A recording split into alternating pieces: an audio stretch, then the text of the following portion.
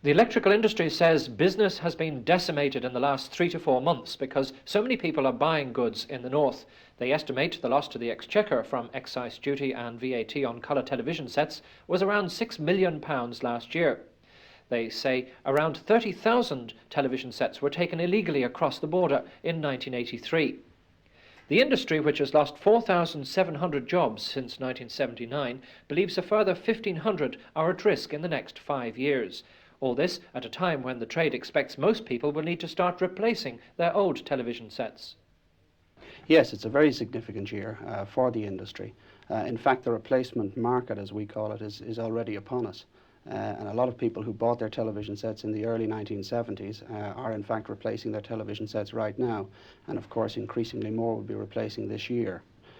With a big difference, though, in VAT rates north and south of the border and the extra excise duty here on television sets, though, how confident are you that the government is going to do something about the problem maybe in the next budget? Well, I think at this stage the government must realise that the laws of diminishing returns have come into play.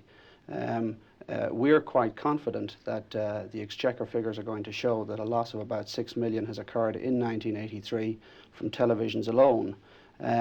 The fact of the matter is the problem will not go away unless the government is prepared to take a step, and we're not asking for instant tax equalisation, but that they take a step towards equalising the tax situation in the south with the north. Meanwhile, in the State Warehouse in Dublin, the television sets and other electrical goods confiscated on the border are stored away. For a smuggled 22-inch colour set worth £500, the exchequer loses £191 in duty and VAT. The electrical trade says the customs are fighting insurmountable odds, but surely they can't expect to catch every smuggler. Well, obviously that's a difficult problem.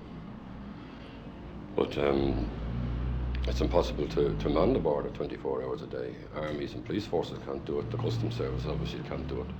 But we do have our approved routes across the border, which are manned 24 hours a day. We have backup mobile patrols in the border area, and we have a task force operating as a backup further back from the border.